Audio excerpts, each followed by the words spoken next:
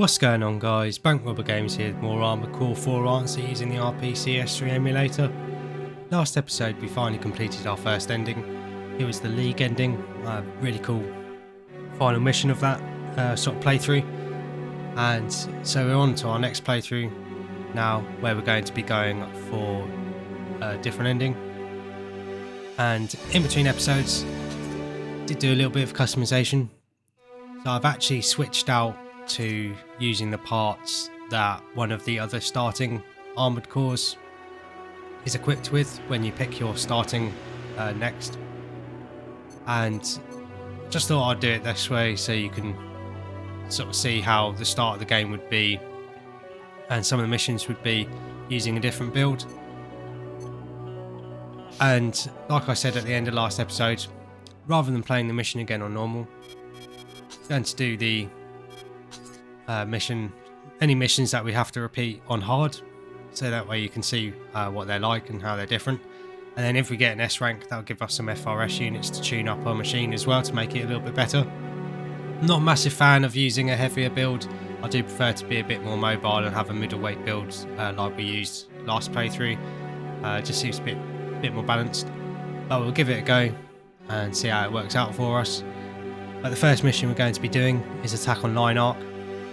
Then after I complete the mission on hard, I'll play through it on normal, but I'll just skip ahead in the video and then move on to the next missions for the playthrough. I'm going to skip the mission intro cutscene just because we've already seen it. For any missions that we haven't played yet, I will let the mission briefing play out so you guys can see it.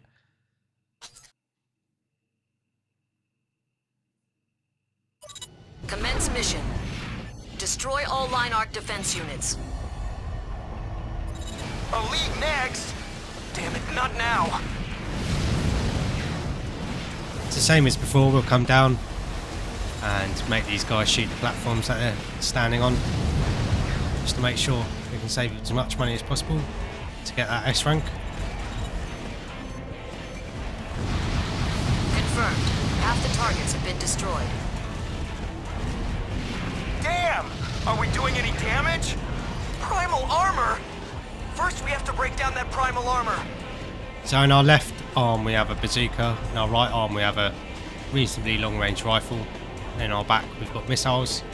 On our back right they're high speed missiles, so it shoots out less missiles at a go, but they travel much faster. And the back left missiles we've already seen, got pretty good tracking on them. Only a few targets remaining. Our standard weapons are useless! Where are our normals?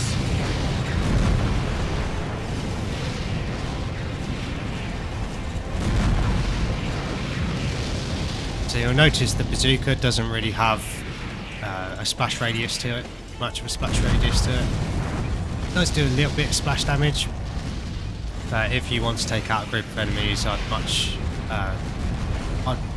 recommend using a grenade cannon or something like that.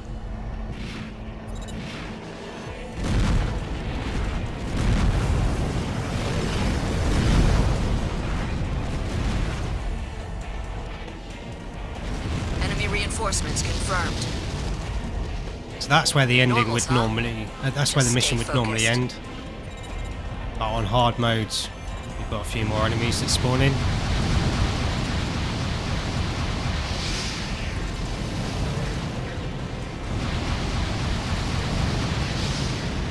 As you can see, things are a little bit more difficult to take down on hard mode.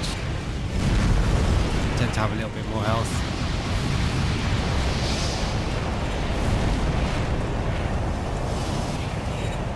And a lot of enemies tend to be a lot more aggressive as well.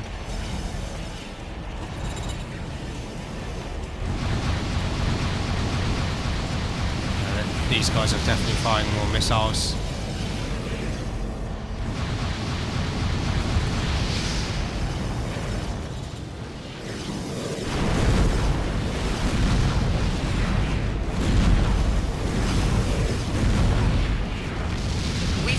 All targets destroyed.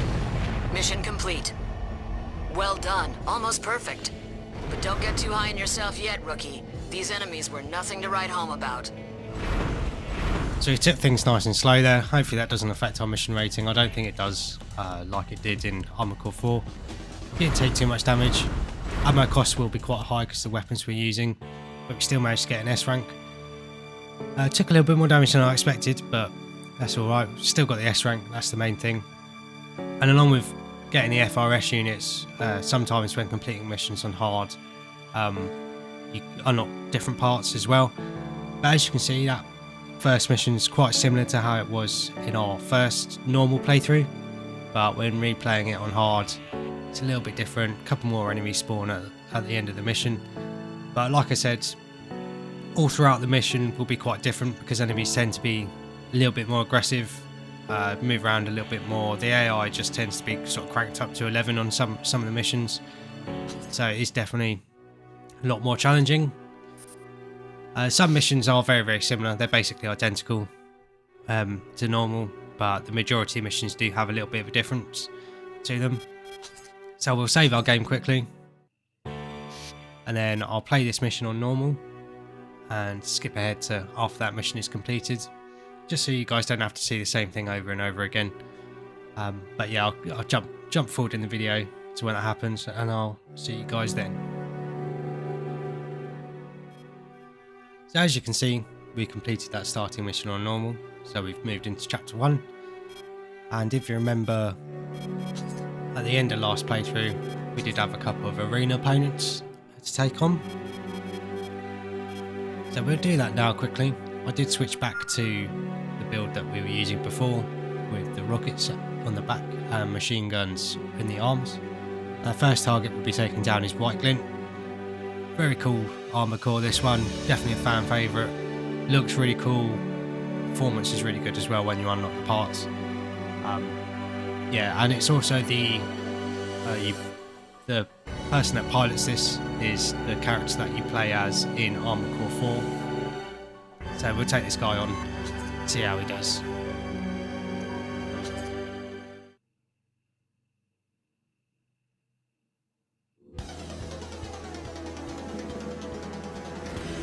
He can have a tendency to move around quite a lot, so hopefully we'll be able to get some damage in before he gets too close. Starts running circles around us.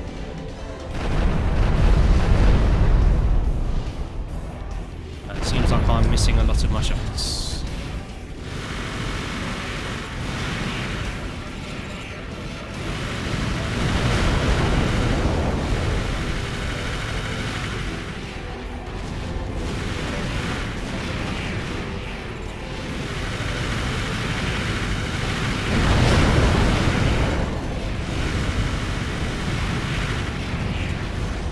Seems to be behaving quite differently to how he normally does. Just a bit strange. We are managing to get a little bit of damage in. I think I forgot to change my processor, my FCS over, so our targeting isn't doing too great. But yeah, he went down not too difficult. So we unlocked his schematic, but we won't be able to build the parts because we haven't unlocked the parts that he uses yet. So that leaves us with one more target, which is Ostava. He also got destroyed in the same mission that White Glint went down in, but you might have noticed that he did pop up again later in the playthrough.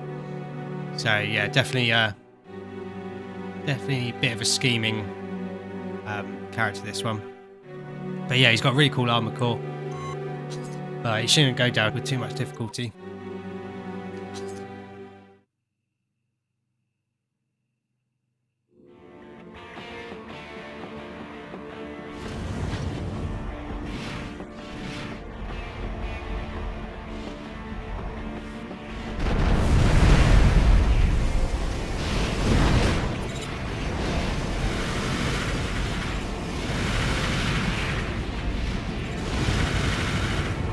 Moved in much faster than I was expecting.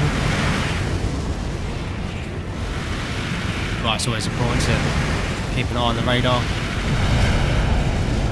actually managing to get quite a decent amount of damage in on us. Don't know why I'm not turning.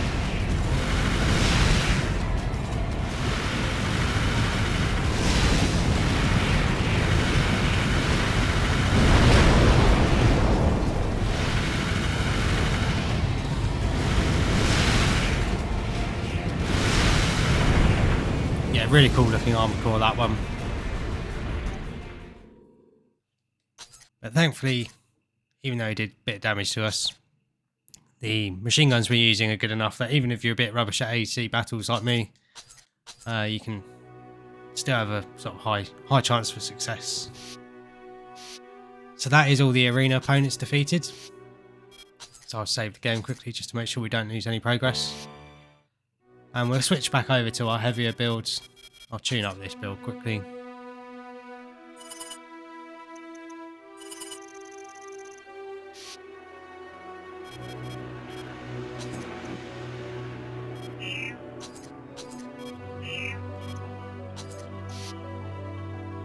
So we loaded back into our heavier build.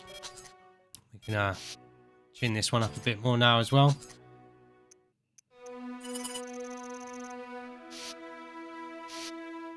And the next mission we're going to be doing will be attack on B7. Really cool mission, this one. We have been to this facility in last playthrough where we had to destroy the Kojima reactors, but we're going again to this facility. A little bit different mission though, this one. Okay, here's the mission.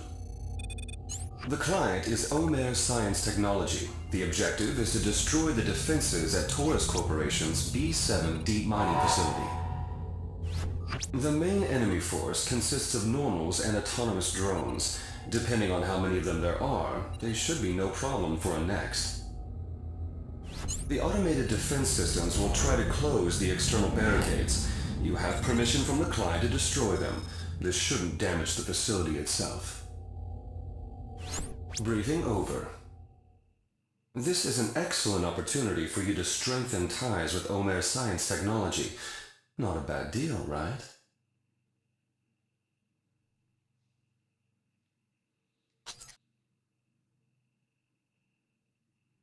Commence mission. Eliminate all enemy defense units.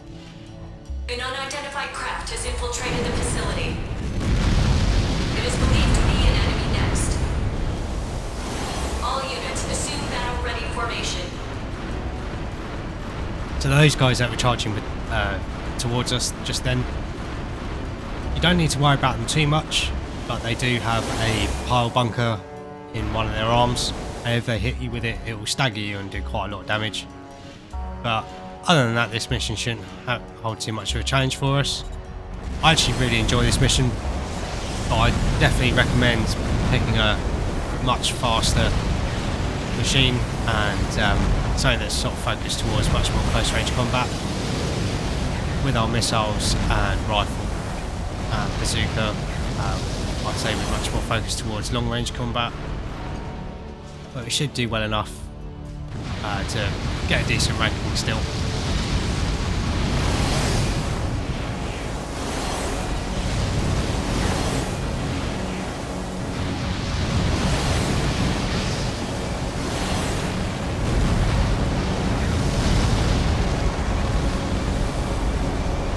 I do wish our missiles did a little bit more damage,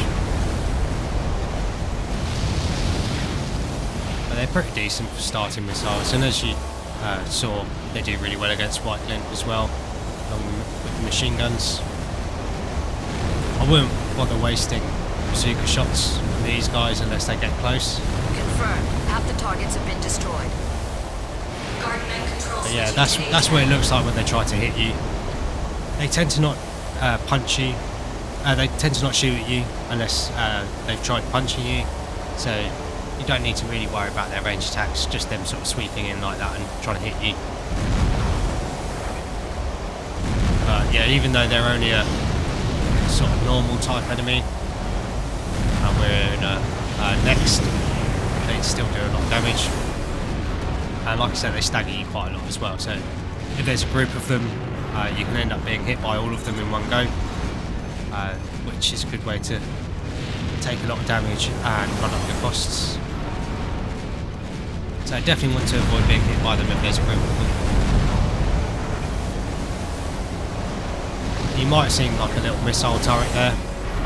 They can do a reasonable amount of damage to you if there's a lot of them, but they only tend to take like one shot to destroy. So even so, you shouldn't really have to worry about them. Only a few enemy targets remaining. Normal units en route from HQ. This is where I wish the bazooka did a bit of splash damage, a bit more splash damage.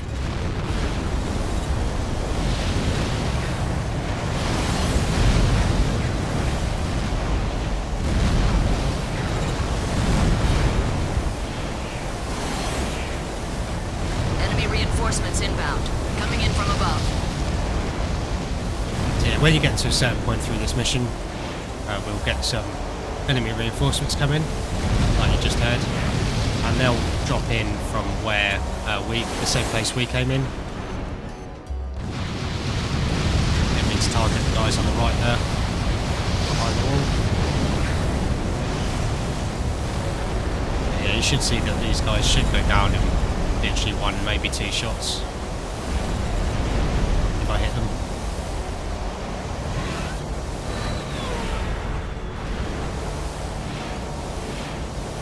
Normally you can overboost around here. Your machine's a little bit more manoeuvrable.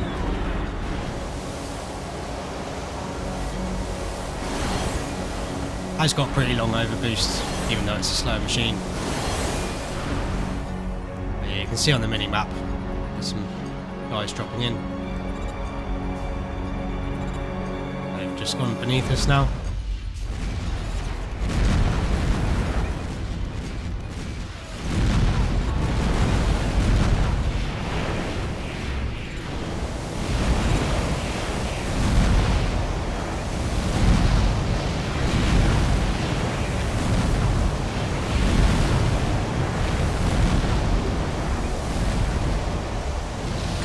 All targets destroyed. Mission complete. Yeah, really like this mission. If you come in with a faster machine, you can absolutely blast through it and complete it in like a minute or two. So it did take us a little bit longer than it normally would. But we didn't do too badly. Did take quite a little bit of damage. But I guess being a slower machine and not being able to move and taking longer to destroy the targets because we're much more focused on long range. Yeah, that's why we took a little bit more damage than I'd normally like. But we still got an S rank. But I guess it does help show off how you can sort of tailor. You don't necessarily have to, but you can tailor your machine to different missions. I hope it's something they sort of focus a little bit more on in the next Armored Core 6 when that comes out, just to sort of emphasise the customization side of things. But yeah, happy with that result. So I move on. Again, like normal, just save the game quickly. And the next mission we're going to be doing is clear former Chinese Shanghai. Really cool mission, this one. Well, I am going to swap out one of our arm weapons.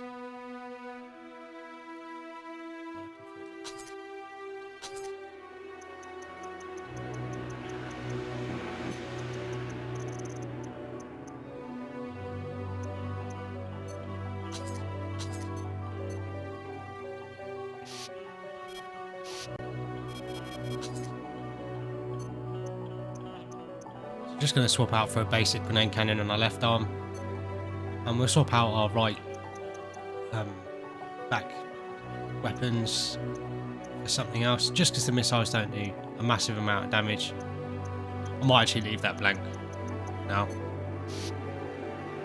So even though this is a sort of heavier machine, the legs don't actually have much of a carrying capacity, and they're only middleweight legs.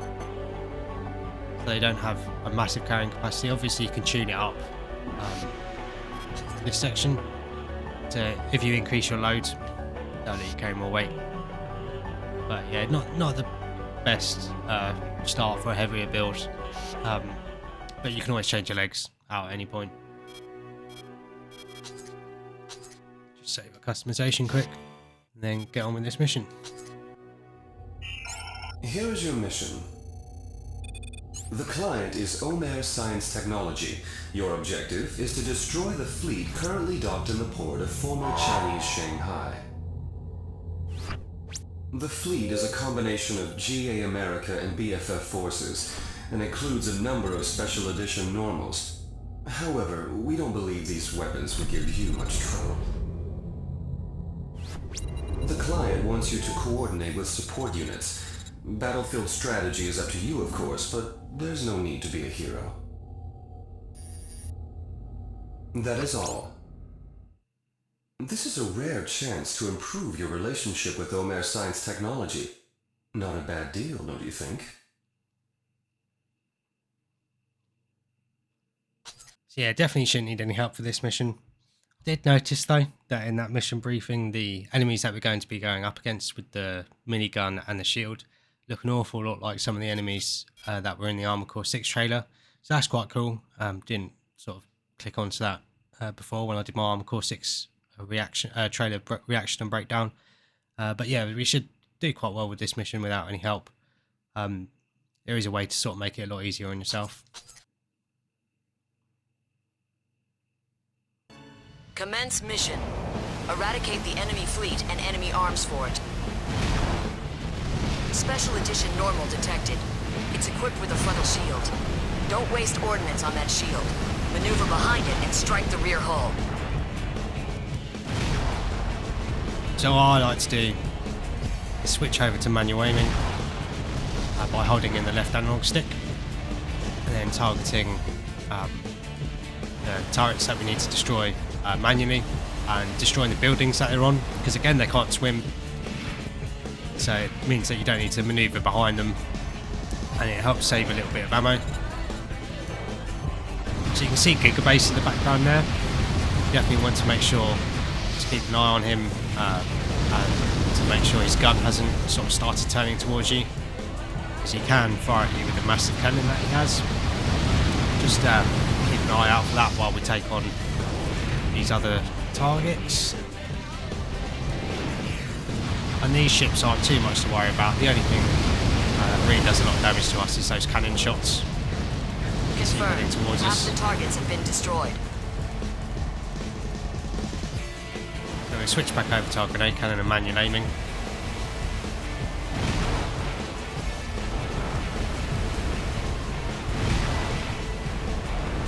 You can see Gigabase takes out that building for us. Only a few targets remaining. So that should be all the sort of sentry guns that we need to take out. Arms I'm going fort Gigabase to circle identified. round It may be a relic, but it's still an arms and fort. see if I can take out Don't that big gun. underestimate it.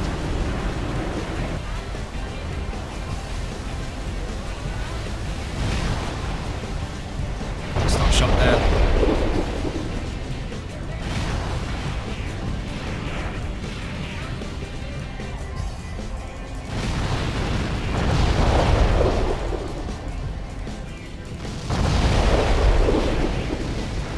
Not doing too well at the moment. See, we took out the gun there, so that's that out of the way and we don't need to worry about it anymore. So I'll overbeast away from all the missiles. Worry about taking out these ships. You do want to watch out for those smaller cannon shots though coming off Gigabase.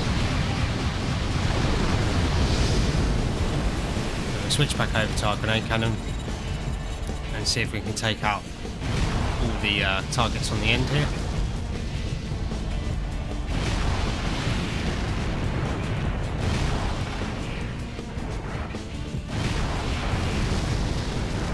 As you can see, that creates quite a sort of safe space for us where nothing can really attack us. That's on Gigabase. So we'll switch over to our missiles and rockets to try and finishing them off. Might be a good idea to bring a blade, maybe a storable one, to save on ammo costs when destroying Gigabase.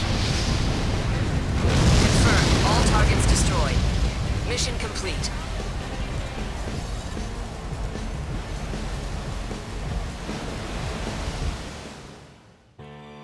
So yeah, that went pretty well. Ammo costs are quite high because of the weapons that we were using. But I have actually, this is my second time doing this mission, and when we were attacking Gigabase, I didn't miss any shots on the main turret, but I did eat cannon shot to the face, so it did quite a lot of damage. Probably did about 5,000-6,000 damage to our armor core, and we ended up with a A rank rather than an S rank. So definitely, if you're going for that S rank, you want to make sure that you don't take any cannon shots from Gigabase. But other than that, it's a really easy mission. A couple of boats to take out and a couple of buildings to destroy. Obviously, you can attack the turrets with the shields directly, but it will cost you a lot more ammo. You can also use a blade to destroy the buildings that they're on to save yourself even more money in ammo costs. But yeah, really cool mission, quite easy, but yeah, nice design. That one, it sort of encourages finding a more efficient way to do the mission. So then the last mission that we're going to be doing that you haven't seen before is Take Back Cradle 21. Quite a cool mission, set up in the sky in the with the cradles that people now live on. I really like this mission, but we are going to change out our setup a little bit and change over to these long-range, very accurate rifles. Probably change our back weapon to some rockets just as a bit of a backup, but other than that we should do pretty well. The FCS we have equipped that this armor core comes with is much more focused on missiles, so I might see, yeah, I'd say it's worth changing over to the FCS we were using before with throughout our first playthrough, mainly for the faster lock speed. It's also got a slightly better parallel processing, which means if you're dual wielding weapons, it should perform a little bit better and be a little bit more accurate. But yeah, this mission, because it's the start of this game, shouldn't be too hard, and yeah, so any setup should be pretty good. Your main worry here is the amount of energy your generator can produce, because you are up in the air and you don't obviously want to fall out of the mission area and still be able to move around the enemies. But yeah, another quite cool mission. This one sort of brings in a little bit of the story elements, you know, with the people living up in the sky. But yeah, let's take it on and see how we do. This is the mission. During trial operations, Cradle 2-1 was occupied by the Liliana insurgents. They are an extremist anti-establishment group, more radical even than 9-Arc. They are committed to violence for its own sake, and little else. You have been given special clearance to enter Cradle airspace. We want you to seek out the enemy and destroy them. Remember to limit the damage to Cradle 2-1 as much as possible. We're offering significant bonuses if you can keep the damage to a minimum. This should be no problem for a top lynx like yourself. We look forward to your reply.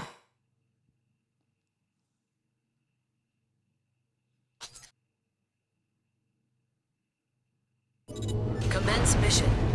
Retake Cradle 2-1 and eliminate the Liliana insurgents.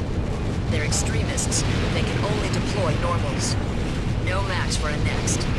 You should have little problem taking them out. It's a lynx inbound. Crap! It must be the lynx doing. So yeah, you just want to stay as mobile as possible. Nothing more than a wild cat without fangs. Show them. Victory rewards the I would say you do definitely need to worry about the energy weapon attacks that you can see going past us there. But other than that, the majority of these targets shouldn't give us too much trouble and don't really have many attacks that you really need to worry about. They're soldiers just like us. We can take them. So there's these guys flying around as well. As you can see, they don't take much damage to destroy, but you definitely want to worry about their energy attacks because they will do quite good damage through your primal armor. Liliana forever. 4 left. Yeah, this mission is quite cool. Again, it's the start of the game, so it's not too difficult. But you can sort of take it nice and slow, really focus on your sort of positioning and energy consumption, and trying to dodge as many of the attacks as you can. But yeah, I feel like that went pretty well, didn't take too much damage. Well, that's it. You've passed. Nothing more to say. And we didn't even need to use our rockets as well.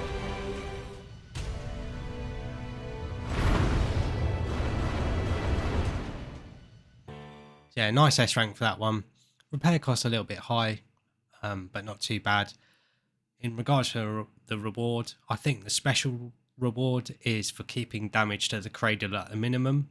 So we didn't, nothing on the cradle blew up, so we got a nice 40,000 credit reward there.